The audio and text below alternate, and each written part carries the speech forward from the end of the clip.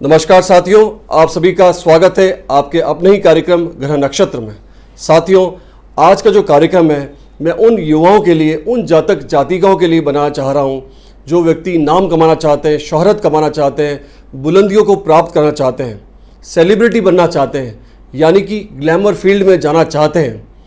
दोस्तों, वे व्यक्ति जो छोटे छोटे गाँव में रहते हैं, छोटे कस्बों में रहते हैं, छोटे शहरों में रहते हैं, वे अपना जन्म स्थान को छोड़ करके उस बड़े शहर की तरफ जाना चाहते हैं जहाँ पे उनके सपने पूर्ण होते हैं, जहाँ पे वे मेहनत और प्रयास और कर्म करें तो वहाँ पे उनके सपने साकार हो सकते हैं।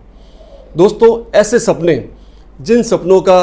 मतलब है कि वे बड़ा स्टार बने, बड़े कलाकार बने, बड़े थिएटर आर्टिस्ट बने,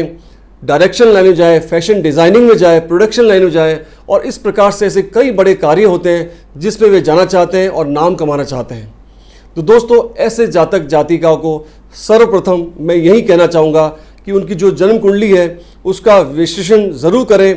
कुंडली को टटोल करके ज़रूर देखें, क्योंकि ग्लैमर के जो कारक ग्रह बनते हैं वो है शुक्र ग्रह। और अगर ऐसे व्यक्ति का शुक्र अगर मजबूत है तो दुनिया की कोई भी ताकत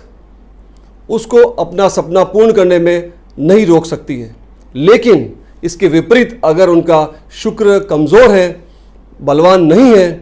तो बहुत ज़्यादा कठिनाइयाँ आ जाती है उनको अपने सपने पूर्ण करने में। और जो सपने देखते हैं कलाकार बनने का, डिज़ाइनर बनने का, प्रोडक्शन लाइन में जाने का, बहुत ज़्यादा मुश्किलें आती हैं। दोस्तों, मैं आपको कुंडली के माध्यम से समझाना चाह रहा हूँ कि शुक्र अगर कहाँ कहाँ पे विराजमान होते हैं तब ऐसी विपरीत स्थितियाँ आती हैं।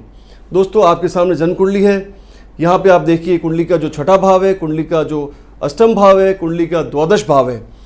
इन तीनों भावों में अगर शुक्र आके विराजमान हो जाते हैं तो ऐसी स्थिति बन जाती है कि उनके सपने पूर्ण नहीं हो पाते हैं। बहुत मेहनत, बहुत परिश्रम करते हैं, तत्पश्चात भी सपने पूर्ण नहीं होते हैं और कई साल गुजर जाते हैं। दोस्तों, अगर शुक्र किसी भी भाव में विराजमान हो, हम उदाहरण के तौर पर मान लीजिए कि चतुर्थ भाव में शुक्र आके विराजमान हो गए, इसका जो पहला तृतीय भाव है और इसका दूसरा जो पंचम भाव है, वहाँ पर अगर कोई भी पापी ग्रह आके विराजमान हो जाते हैं तब शुक्र पाप कर्तृ योग में आ जाते हैं। ऐसी स्थिति में भी, और अगर शुक्र किसी भी भाव में जाके विराजमान हो लेकिन वह शत्रु क्षेत्रीय नहीं होना चाहिए, शत्रु राशि नहीं होनी चाहिए, तब भी ऐसी स्थितियां बन जाती है, तब उनके सपने पूर्ण नहीं हो पाते। बहुत मेहनत करने के पश्चात भी उनको फायदा नहीं मिल पाता है। शुक्र अगर किसी भी भाव में विराजमान हो,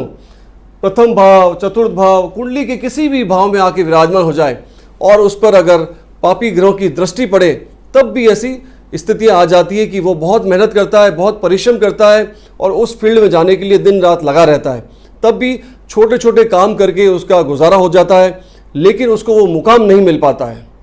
जो मुकाम, जो सपना वो देखता है। और दोस्तों, ऐसे जो व्यक्ति होते हैं, ऐसे जातक जातिका होते हैं जो अपना सपना देख करके ऐसे शहरों की तरफ जाते हैं, वे ऐसे पुराने जो कलाकार होते हैं, जो नामी गिरामी लोग होते हैं, उनकी जो पास्ट हिस्ट्री भी देखते हैं अगर वे, तो पास्ट हिस्ट्री में वे पाते हैं कि ऐसे कई सालों तक वे मेहनत करते हैं और ऐसी स्थितियां भी आ जाती है कि उनको रोड पे सोना पड़ता है और कई कई दिनों तक फुटपाथ पे रहने के पश्चात उनको वो सफलता मिलती है। क्योंकि दोस्तों, ऐसे व्यक्तियों का शुक्र मजबूत होता है और ग्रह हमेशा उसको अंदर से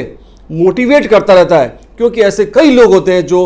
अपने सपनों को छोड़ करके, कई सालों तक काम करके वे उस जगह को छोड़ के वापस अपने घर को आ जाते हैं, वे अपने शहर की तरफ आ जाते हैं, या फिर वे उस काम को छोड़ के, अपने सपनों को छोड़ के किसी और काम में लग जाते हैं, क्योंकि उनका शुक्र बलवान नहीं होकर के शुक्र कमज़ोर होता है।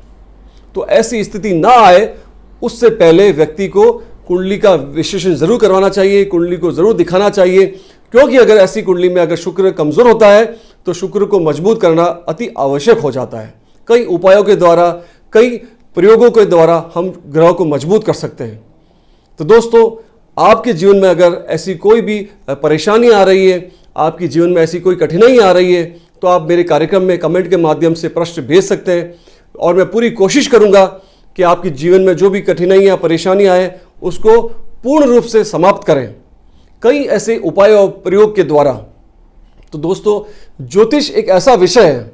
जिसमें हमारे जीवन की कई कठिनाइयाँ, परेशानियाँ होती है, उसको हम खत्म कर सकते हैं कई उपायों के द्वारा और सरल उपायों के द्वारा। तो दोस्तों, आज मैं अपनी वाणी को यही विराम देता हूं। अगले कार्यक्रम में फिर मिलेंगे कुछ नए टॉपिक के साथ, कुछ नई बातों के साथ। तब तक आप स्वस्थ रहिए, खुश रहिए। नमस्कार।